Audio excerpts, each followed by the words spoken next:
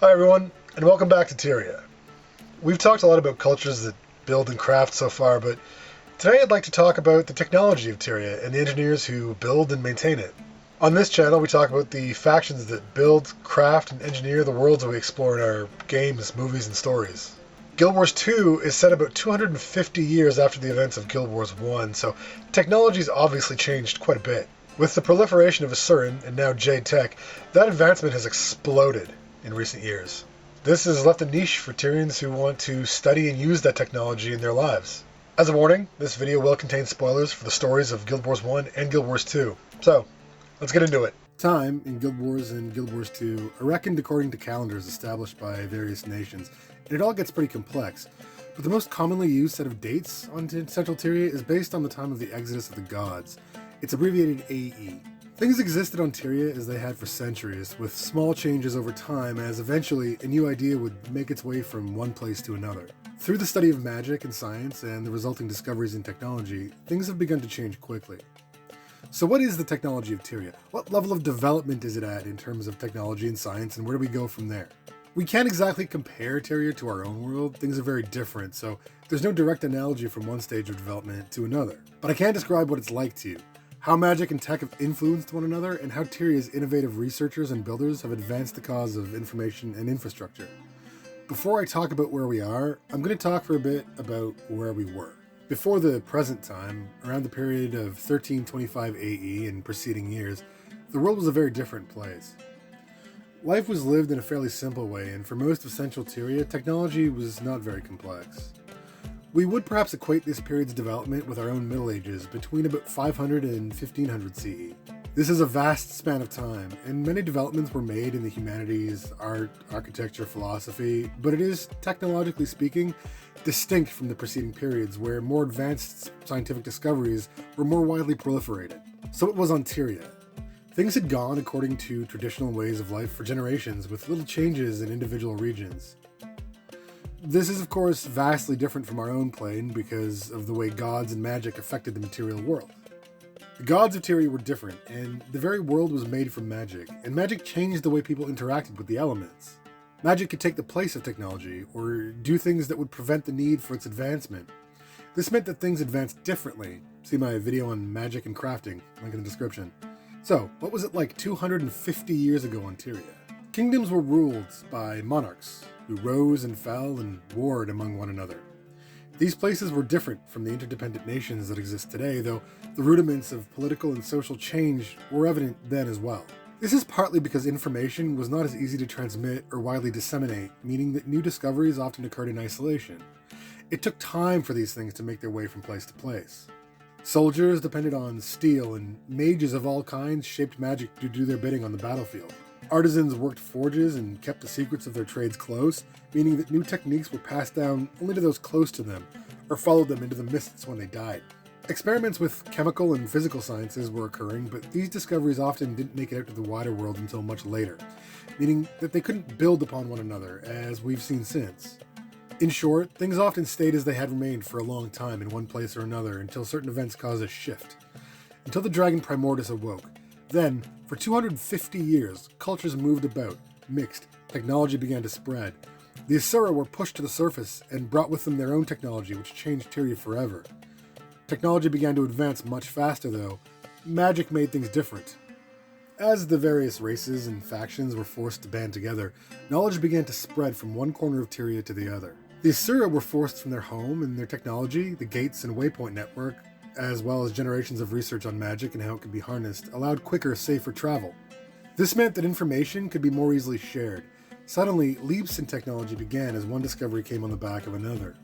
Mages and scientists began to work together, artisans and crafters began to use their discoveries to produce both magical items and machines that had never before existed. The Charr began their military expansion, having taken Ascalon to build their Black Citadel. In time, there would be peace, and their experiments with engines, guns, and airships would spread throughout Central Tyria. In Cantha, the first experiments with Dragon Jade were beginning, marking a turning point in the development of technology for that nation. Jadetech would remain in Cantha for a time until contact was made much later. That'll be a topic for another video. With all of that happening, change occurred quickly, and before anyone had time to look up and see, it had already happened. The old ways were not quick to die, and traditions of all kinds have carried on through the current era. The world today is a mix of the old and the new. This has always been the case, but the speed of change has meant that the juxtaposition is much more obvious. Every Tyrian today has one foot in the past and one in the future. The present, as always, is fleeting. Guild Wars, and Guild Wars 2, have always been good at showing a diverse mix of cultures and forms of technology. Peoples living in places far removed from centers of a certain culture, for instance, would likely not have much experience with a certain technology. Those who lived high in the Shiver Peaks would likely never have seen a Charr battle tank. Technology tends to evolve in one region based on the cultures and needs of the peoples who live there, and on Tyria it's no different. The culture of the Norn, for instance, is built around hunting and survival. They've been slower to adapt technology like irrigation and steam for the purposes of farming and power because those things just aren't as useful in the frozen mountains they call home. They've made great use of projectile weapons to help in their hunts as well as to defend their lands from hostile beasts. Levels of technological development across the world vary, but with trade and a sharing of cultures, it spreads more quickly. The advancement of technology has also been affected by the study and application of magic, which is everywhere on Tyria. I think that the best way to describe the type of technology to be found in this world is by talking about what it sits between, what it's a mixture of. In the last 250 years, it's been changing from a fairly low-tech environment of handcrafted tools and items of simple construction using materials in the environment and minimally processed, to one where the secrets of chemistry, mechanics, physics, and science are slowly being unraveled and put to use. The Charr have made use of fire and explosives, not just to cause damage, but as a means of powering their engines and machines. The humans have learned to harness water and steam. Asura have learned to harness the magical energies of the world to power their gates and waypoints. Tyria may not look like our own world, but it seems to exist somewhere between the age of steam, diesel, and combustion and the beginning of the internet age, having skipped a few steps in between. Information can be transmitted over long distances using advanced communication technology. Airships travel the skies, though flight is limited to lighter than air travel and the use of flying animals. Land vehicles are fairly primitive, though the Charr have solved this problem by making them bigger. Their engines run on large quantities of combustible solid fuels and sometimes magic. And of course, architecture has improved with these new technologies, though it's often been adapted to suit a particular people's cultural traditions. One group of people has taken advantage of all of these advancements in technology and magic. They build and craft, fight and hunt, and survive using the latest developments. Despite all the progress made in Tyria from technological, magical, philosophical, and societal developments, the world's still a very dangerous place. Ghosts, old gods, corrupt dragons, and ancient rivalries still fight on across the continents. Creatures and factions thought long gone rise to reclaim their place in the world, or to conquer new lands. The old ways of dealing with these threats may work, but we have some new ones now. New enemies challenge us as well. Cults formed within our own homelands, willing to kill for their ideas. Cataclysmic threats from ecological collapse to unpredictable magical surges brought about by damage to the dragon rise cycle. Our old ways of thinking will not help us. Not on their own, anyway. Luckily, we've come so far ahead that we have new tools to aid us. Who best puts those tools to use against their enemies, old and new? The engineers. Where mages would employ magic to blast their enemies to pieces, engineers carry bombs and grenades. Where rangers use their bows to rain arrows down from afar, engineers use guns to blast their enemies to pieces. Where a warrior would swing a sword enchanted with fire, an engineer knows that a flamethrower will do the job just as well. These are tricks and tactics born of a new age, a new way. Engineers can take the raw stuff of the world and create barriers and shields, build automated turrets, make potions to heal themselves and damage their enemies. And that's just the basic stuff. Need to get close to an enemy real fast or past a trap? Thanks to research in propellants, an engineer can pop on some rocket boots and jet forward in no time. They can harness the powers of electromagnetic forces to create shields and shock their enemies. Advancements in chemistry have allowed them to learn not only how to use potions, but also to mix other useful substances, from highly corrosive acids to glues which they can use to bind an enemy where they stand. They study optics and learn to create lenses that can pierce through deceptions and invisibility effects. They can deploy mines and launch projectiles at their enemies. And of course, by studying the arts of medicine, they can jolt a person from a down state back to their feet, a life-saving invention. Of course, that's engineering 101. They can also specialize, learning about the use of light and heat, The holosmith can forge these elements into powerful tools and weapons. The study of automata has led to the creation of robotic gyros, which can autonomously perform useful functions and can be deployed in battle to devastating effects. Since the introduction of jadetech to the world, the engineers have a whole new field of study to undertake, constructing and maintaining powerful jade golems that can project power against their enemies and protect their friends. Their study and use of these principles and their application of them is an ongoing source of development. They can build and create, destroy, remake, and with them, the world changes the way it sees new machines and technology. These new technologies don't just give Tyrians an edge in battle, many of them provide benefits in other areas of life. Builders and artisans can harness the mechanical powers of the world to create more efficient tools. These can make their menial tasks easier and allow them to focus on perfecting their craft. From the bellows of dwarven smiths, the power hammers in use by the lowland Coden and Charr, to the jadetech batteries and machines they can power. The discovery of electrical power has led to new types of fabrication, such as welding metals together where before they had to be riveted, which was time-consuming and isn't suitable for every application. Steam and irrigation techniques in Cantha and in the Crystal Desert have allowed farmers to grow more food and prevent fertile lands from becoming barren. Asura golems can perform dangerous tasks, or at least make them safer. They've been used to mine and harvest some of the rarest items in the most difficult places. Simple innovations, such as automated gathering tools, make it easier to extract materials from the world to craft. Items like the portable composter allow chefs to recycle old items into ingredients, so they don't have to go to waste. Sensors and probes allow scientists to gather data about the world in ways we could never have imagined 250 years ago, without which we would not have the ability to detect the way magic and materials interact in our world. All of this technology has made life better for the denizens of the lands of Tyria. It's also saved them from destruction on countless occasions, none of which would have been possible if we had remained stuck trudging carts overland and walking through dangerous places to get ourselves and our knowledge and tools from one place to another. Thanks to the airships and Asura gates, goods can be transported from place to place more efficiently, meaning that Tyrians from every part of the world can benefit from them. They've also saved innumerable lives, facilitating evacuations and saving entire civilizations from destruction at the hands of catastrophic events. The gates themselves allow quick access to a single point. They've allowed Tyrians to reclaim territory formerly overrun by monsters and dragon minions, and to maintain that territory without having to constantly rotate guards by road where a break in communication could cause them to be stranded, captured, or killed. Without the airships, first developed by Charr engineers and improved upon by the use of Asura tech, Central Tyria would have failed to make their way into the Crystal Desert to help defeat Balthazar, or to arrive in Cantha, just in time to prevent an Elder Dragon's magic from being unleashed and destroying the world. I've done videos on both the Asura and the Charr, which are linked in the playlist at the end of the video. Since the pack's journey into the Crystal Desert, another device has shown itself to be invaluable. Taimi, building on principles learned from her studies with the colleges and new research into sound and wave physics, has developed a device which allows for long-distance two-way communication. This would once have required the use of magic and taken an incredible amount of power and preparation. Mages would have spent years of study in preparation for exactly this purpose. In a time when the only way to get a message from one city to another was by handing it to a rider and hoping they survived the journey, it would have been worth the effort. This new device is tiny. A person can carry one with them at all times, and while at first it was only the commander and Taimi who had access to the technology, it began to make its way into the hands of others. These changes to the way we travel and communicate have changed life forever on Tyria, and not just for a few, for everyone. Getting to places is one thing though, defending them is another.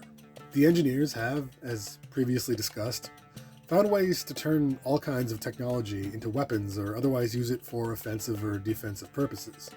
They, however, are not the only driving force behind the development of arms and armor. Charr and humans have only recently, and only officially, settled their conflict, which had been raging for centuries. In that time, the Charr focused much of their time researching and developing weapons for the waging of war.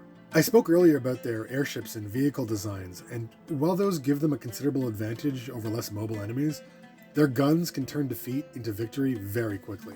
While they defeated the Ascalonians in the war centuries ago, they've been waging a never-ending war against the foe-fire ghosts created as a result of that conflict. Throwing waves of soldiers at undead, ghostly enemies works for a while, but eventually you run out of soldiers. So the Charr developed some of the most powerful ranged weapons seen on Tyria today, capable of launching projectiles and explosives great distances and with great accuracy. These weapons can rip through armies of foe-fire ghosts as well as blast holes in enemy defenses quickly, a task that would take an army of well-trained fighters a great deal of time and would result in severe losses. They were put to use in the battles in the Maguma jungle against the vine walls of Mordremoth, and they can be seen launching projectiles into ghost-infested territory, saving Charr lives. The Asurans have a unique approach to innovation when it comes to designing new weapons. They often design a weapon to solve a particular problem. Their study of magic, energy, and physics has led them to create weapons that can siphon and redirect magical energy. They can tap into the forces that bind the world and turn them into powerful weapons for both offense and defense. A good example of this type of design is the Megalith cannon, designed by the Asuran engineer Zoja. It was designed to tap into the magical energies of the mists and was designed specifically to battle the dragon Zaitan. The cannon was mounted to an airship and operated by a crew, including the Pact Commander and their allies. The path to progress can be slow, but it seems to be helped along in bursts. That said, it isn't always linear, and many discoveries have been made and lost in the time that Tyria has existed. Exploring the abandoned places and the ruins of lost civilizations sometimes yields technological discoveries that might have advanced the state of the world long ago had they been shared or found earlier. The dwarves, whom I did a video on recently, it's in the playlist, left their cities and mines to fight the destroyers in the depths. They left behind all kinds of technology, like their forges and furnaces. The Stone Summit found and activated an ancient piece of technology in the Civil War before the rise of Primordus and Cyro's Furnace, and used it to supply their army and fight their enemies. Ancient devices combining magic and science are found throughout Tyria, many of them now in disrepair and too long abandoned to be functional, though they can still be studied. And sometimes we discover an ancient civilization still thriving, their advanced technology far surpassing our own in many ways. I will be doing a video specifically about jadetech in the near future, and how its introductions changed the world of Tyria, but for now, I'll give a brief introduction. Using the power of the Jade Sea, frozen dragon magic from a cataclysmic event long past, the people of Cantha discovered a source of energy that can power machines of all kinds. They developed their own golem technology, independent of the Asurans, and created robots of all kinds that gave them the power to reshape their corner of the world. Cities could be lit and homes heated, tools could be powered and engines turned. Cantha became a technological haven, and when the people of Central Tyria found themselves thrust into Canthan territory, whole new areas of study were opened. Jadetech made its way north, and even the Norn have installed Jadebot terminals in their frozen cities. Life on Tyria has been changing forever. In the last 250 years, it's changed in ways that the ancestors of modern Tyrians would never have thought possible. Tyria's developed its own cultures around technology and magic, and while we can look at our own developments and compare them, things will always be different. Tyria faces cataclysmic threats constantly, and magic flows through their world in ways that change the way they interact with technology and science. Relations between the species and cultures on Tyria is different now as well. This will change the way things are studied and made. Closer ties between people mean that information will be more freely shared, and discoveries and innovation will be made more quickly. Greater prosperity for Tyria and its people mean that more people will be raised from difficult times and provided for. Some of those people will use their skills and knowledge and their drive to help others to push the boundaries of science and technology even further forward. As new parts of the world open up, we'll see what new technologies have been hiding there and go on to forever alter the course of history. Well, that's where Tyria is right now in terms of its technological and scientific development. I think there's going to be a lot of new tech coming in the future with expansions and new parts of the world opening up, and I look forward to seeing what comes with it. Maybe we'll check back in, 250 years from now. So, thanks for watching. I appreciate every one of you. If you liked the video, please hit like. If you want to see more, please hit subscribe. And if you think that I missed anything or there's anything you want to add, let me know in the comments. Oh, and before you go, going to give a shout out to my patrons who help support the channel. Our $10 patron is Watuki at the artisan level. If you want to get your name in the credits, head on over and sign up. The patron link is in the description. You'll get access to an exclusive Discord as well. So thanks for watching, and remember, if an Asura hands you a prototype to test, politely decline for the sake of your health. Alright, bye internet.